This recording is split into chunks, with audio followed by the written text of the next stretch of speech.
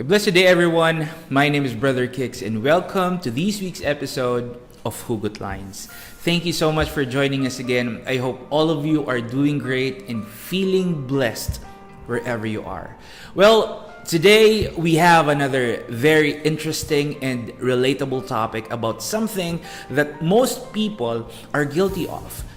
I'm sure all of us can say na-experience na natin ito. In fact, a lot of people are not aware or in denial na sila ay ganito.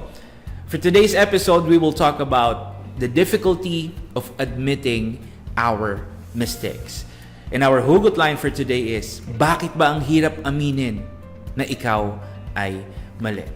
Well, first off, as human beings, we are created with flaws and imperfections, which makes us capable of committing errors and mistakes. That's why it is said that nobody is perfect, because it's natural for us to make mistakes. We are prone and vulnerable to errors and mistakes. However, this doesn't mean na okay lang gumawa ng pagkakamali. It doesn't mean that we should consider making mistakes negligible. You see, being human or simply not being perfect is not an excuse for us to just keep on making mistakes. Lalo na kung yung ating pagkakamali ay paulit-ulit na lang natin ginagawa. The thing is, making a mistake simply means being wrong about something. At anumang klaseng pagkakamali ay dapat nating itama. But you know what, friends? The funny thing is, for someone like us who are prone and vulnerable to making errors and mistakes, we also find it hard to admit that we are at fault. Kahit natural or normal sa atin na magkamali, nahihirapan tayong aminin yung mga pagkakamali natin. You see, we acknowledge that it's just natural for us to make mistakes. We acknowledge that we are very much capable of committing errors and mistakes. But at the end of the day, nahihirapan pa rin tayong aminin na mali tayo. Even if we tend to hurt and push other people away, we still find it difficult to admit and accept the fact that we are at fault. And the truth is, because it's difficult for us to admit that we are wrong, we always end up trying to defend and trying to justify what we did wrong.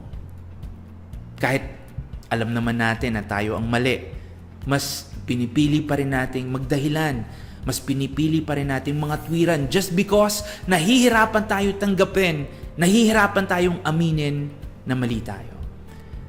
Remember, friends, knowing that you're wrong and admitting that you're wrong are two different things.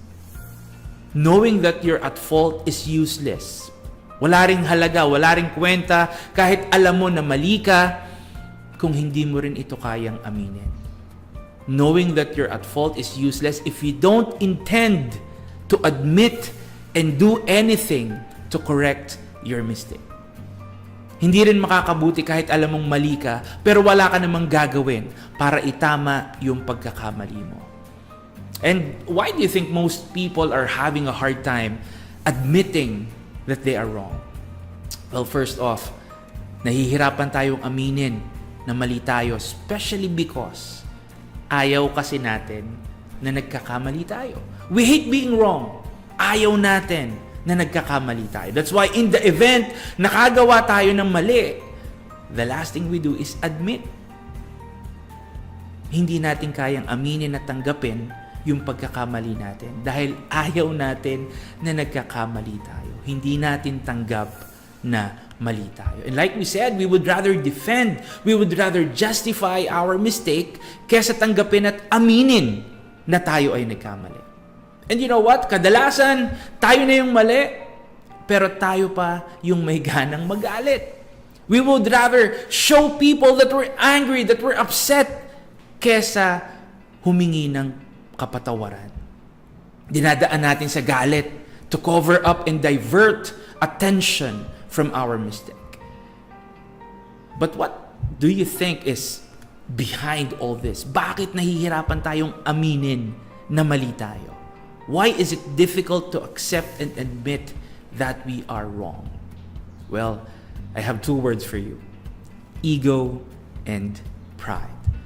Well, the truth is most people refuse to admit that they have made a mistake despite overwhelming evidence. Kahit kitang-kita mo na yung pagkakamali mo, hindi pa rin kayang aminin ng mga tao because their ego and pride are telling them that they are not wrong. Sinasabi ng ego and pride nila na hindi sila mali. You see, ego and pride are preventing people from admitting and acknowledging that they have made a mistake. You know why? Kasi natatamaan at nasasaktan yung ego and yung pride nila. Kaya nahihirapan silang aminin na mali sila. The thing is, when you are wrong, your ego and pride takes a hit. And eventually, it gets hurt. And the most convenient way to recover from a mistake and to boost your ego again is to not admit that you are wrong. But then again, this kind of attitude and mindset will not solve anything. It will not change the fact na nakagawa ka ng pagkakamali. In fact, in the process, you can even make things worse and can cause more damage, especially to people that are directly affected by your mistake. That's why we can see a lot of broken families. We can see a lot of dysfunctional and broken marriages. You know why? Dahil mas pinipili nating pairalin yung ego at yung pride natin kaysa ayusin at itama yung mga mali natin. Remember, friends, admitting your mistake will not cost you anything. Accepting that you are wrong, you are at fault, will not make you less of a person. In fact, being able to accept and admit that you're wrong is a great opportunity, not just to correct your mistake, but most especially to improve and better yourself. Having an egotistical and prideful attitude will not do us any good. It is never helpful, lalo na kung tayo ay nakagawa ng mali.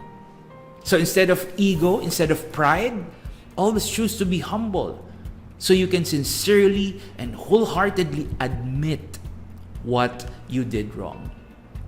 Walang mawawala sa atin kung pipiliin natin na magpakumbaba at aminin yung pagkakamali natin.